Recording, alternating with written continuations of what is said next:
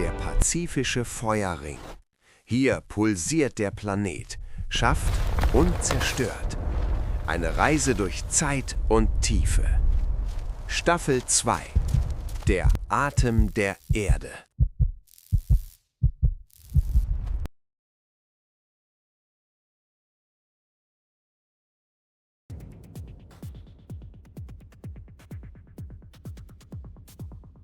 Tausende Meter unter der Oberfläche herrscht Stille. Hier in der Hadal-Zone existiert kein Sonnenlicht.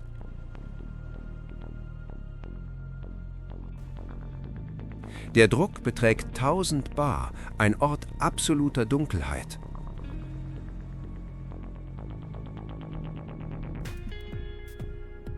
Doch in der Schwärze pulsiert das Leben.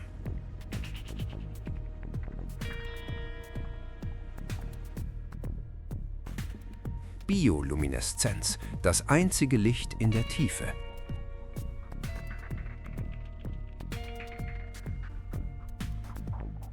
Und dieses Licht enthüllt die tiefste Narbe der Erde.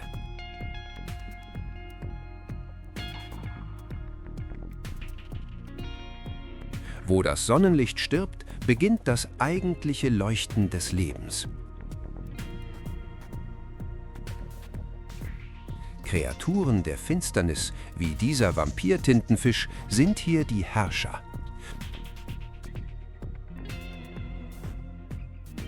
Doch ihre schwachen Lichter enthüllen im Hintergrund einen stillen Giganten.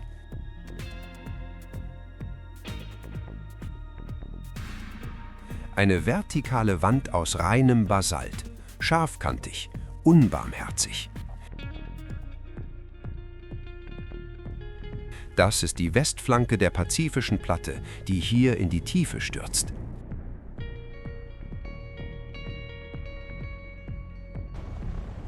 Hier unten wird die Haut der Welt bei lebendigem Leib recycelt.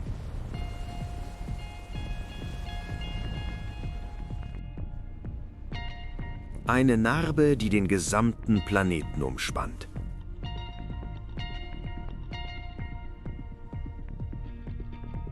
Die pazifische Platte schiebt sich hier gewaltsam unter die philippinische Platte.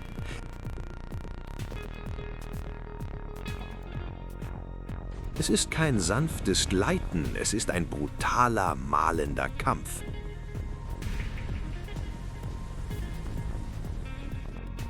Massive Gesteinsblöcke zerbrechen unter dem unvorstellbaren Druck.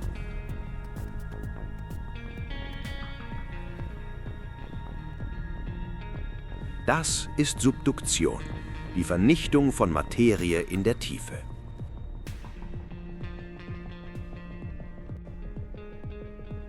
Ein mechanischer Prozess, der nicht leise ist.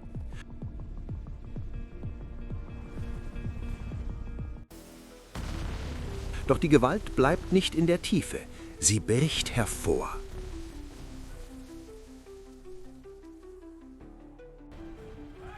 »18. April 1906, San Francisco. Die Erde zuckt.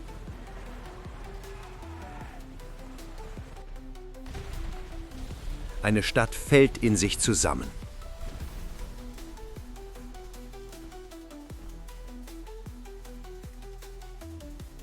Menschen bedeckt mit dem Staub der Geschichte.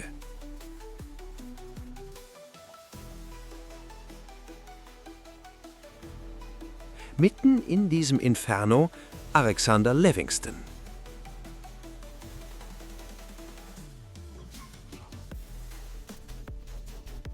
Er sieht nicht nur Feuer, er sieht ein Muster.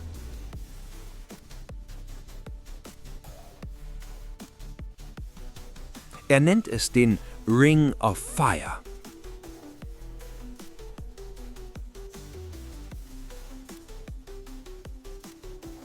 Ein poetischer Name für ein physikalisches Missverständnis.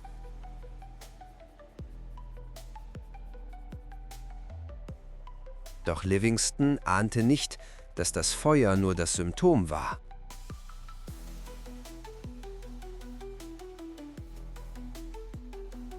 Die Ursache lag tiefer, versteckt im Gestein.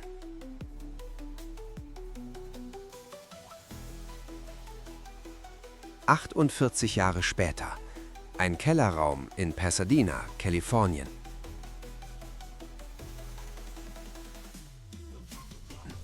Hier herrscht keine Panik. Hier herrscht Stille und Präzision.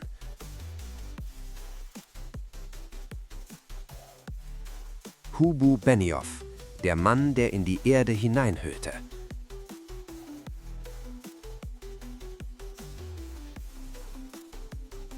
Er sah nicht nur, wann die Erde bebte, er sah, wo sie es tat.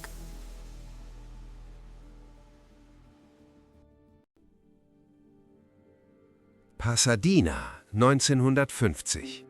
In einer Villa über der Stadt horchte Hugo Benioff in den Boden.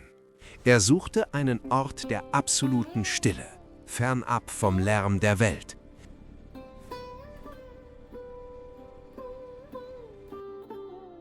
Hier unten, in diesem Betontunnel, arbeitete kein gewöhnlicher Geologe. Hugo Benioff war ein Instrumentenbauer.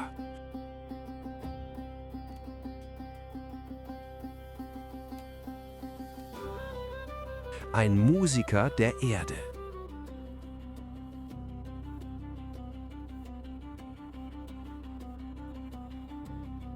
Er übertrug sein Wissen über Akustik auf den Planeten.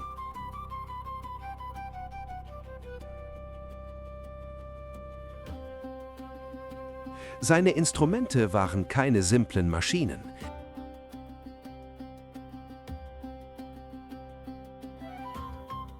Sie waren das empfindlichste Ohr, das die Menschheit je gebaut hatte.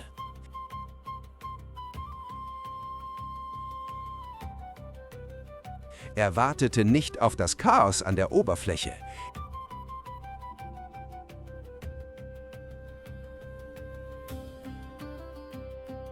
Er wartete auf die Symphonie aus der Tiefe.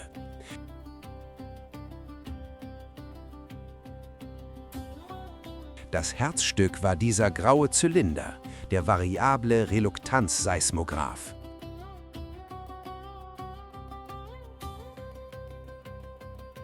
Er nutzte keine grobe Mechanik, sondern den magnetischen Fluss.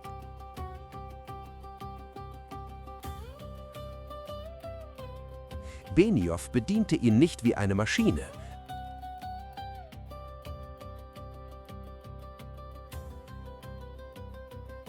Sondern wie ein Cello mit absoluter Hingabe.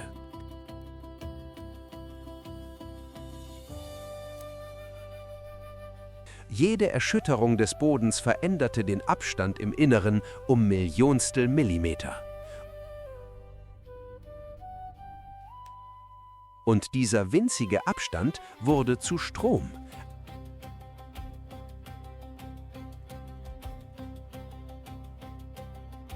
Ein elektrisches Signal, das die Sprache der Erde sprach.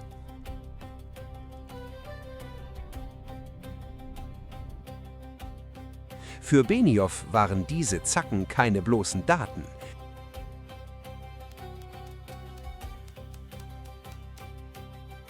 Es war eine Partitur.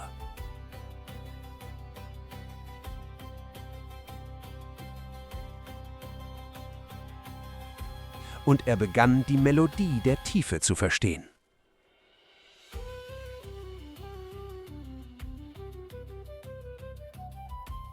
Er sah das Muster. Die Beben waren nicht zufällig verteilt.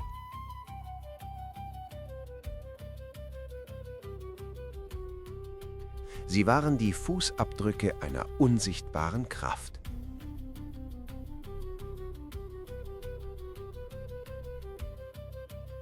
Hunderte von Punkten, tausende Kilometer voneinander entfernt.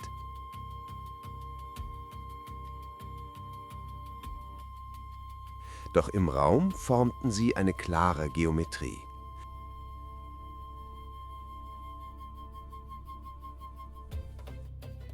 Eine scharfe Ebene, die im Winkel von 45 Grad in den Mantel abtaucht.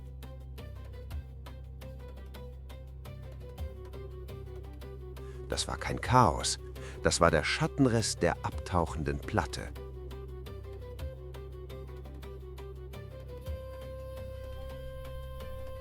die Wadati-Benioff-Zone.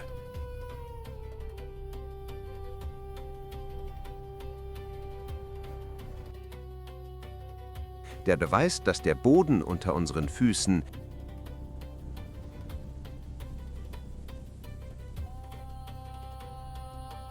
in die Hölle zurückkehrt, um zu schmelzen.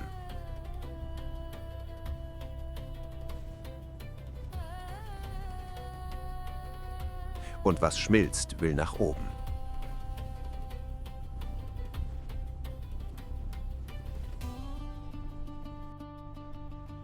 Wenn der Ozeanboden sinkt, stirbt er nicht einfach.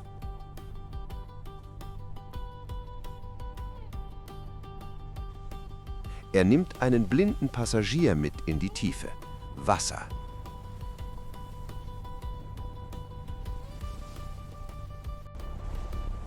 Eingeschlossen im Gestein wird es nun unter extremem Druck herausgepresst.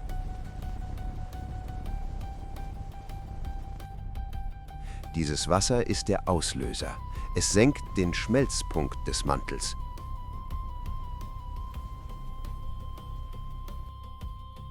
Der solide Fels wird zu flüssigem Feuer.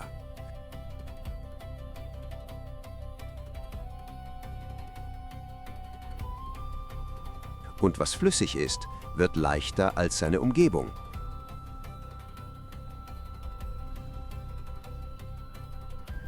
Es will nach oben, es muss nach oben.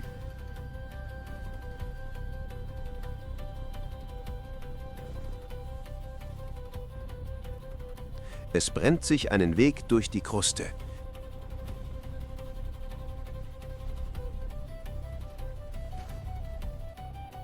Bis der Druck nicht mehr gehalten werden kann.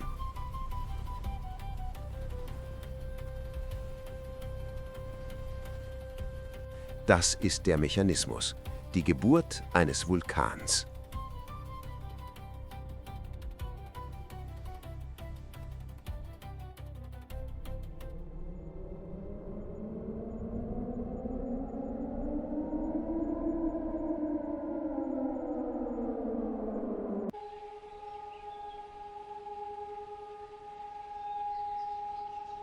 Wir bauen unsere Nester auf dem Rücken von Drachen.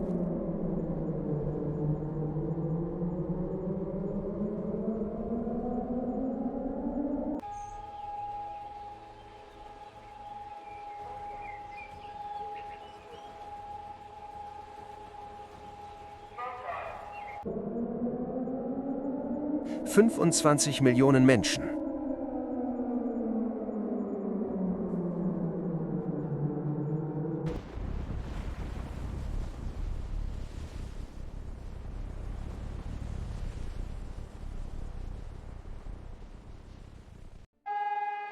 Sie leben im Atem des Popocatépetl.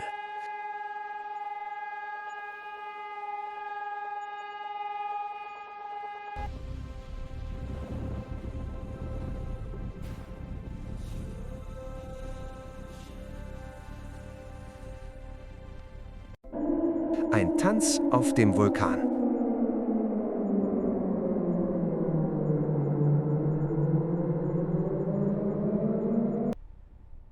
Doch 12.000 Kilometer entfernt in Japan sieht der Tanz anders aus.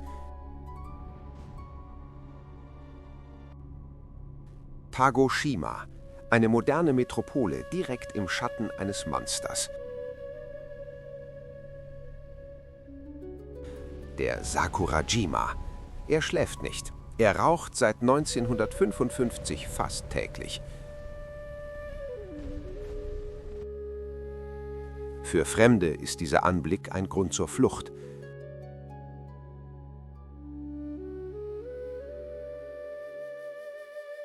Aber für die Schulkinder von Kagoshima gehört der Vulkan zum Stundenplan.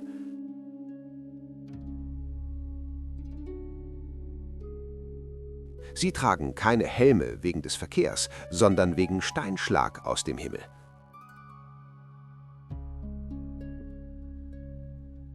Wenn der Berg grollt, zucken sie nicht zusammen.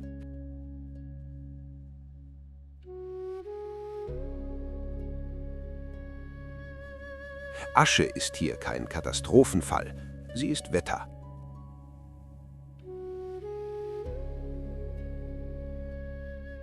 Man wischt sie ab und lebt weiter.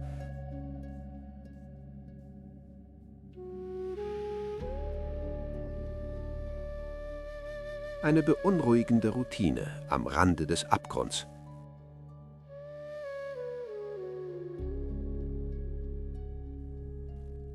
»5000 Kilometer südlich, Dämmerung in Yogyakarta, Indonesien. Hier ist der Vulkan kein Monster, er ist ein Gott.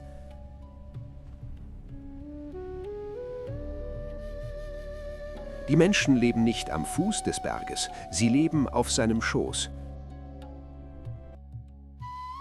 Hohe Siedlungsdichte bis direkt an die Todeszone.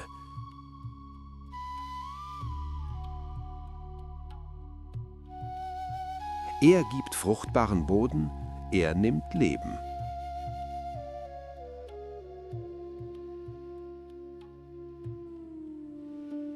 Ein ewiger, tödlicher Tauschhandel.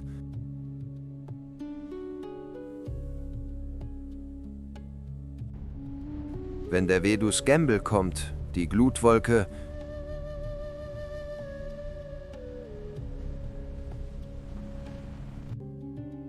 beten sie, aber sie gehen nicht.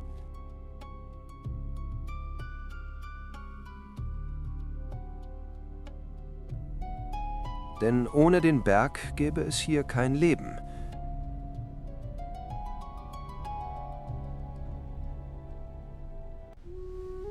Er ist der Schöpfer und der Zerstörer zugleich.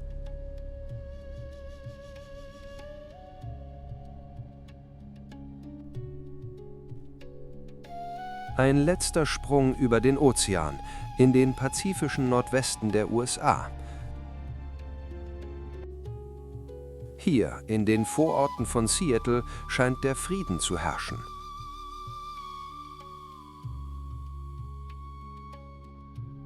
Der Mount Rainier, ein weißer Riese. Er raucht nicht, er grollt nicht.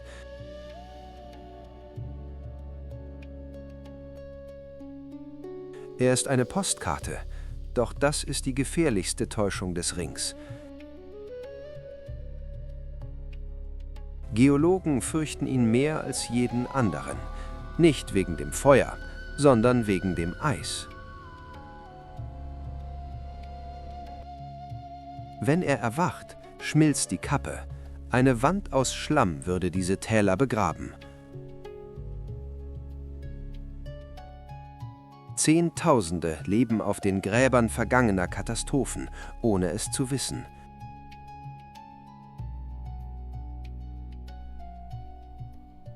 Der Ring of Fire ist kein geschlossenes Kapitel der Erdgeschichte.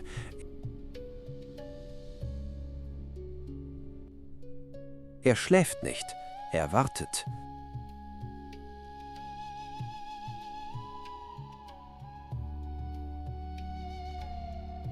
Und die Geschichte hat gerade erst begonnen.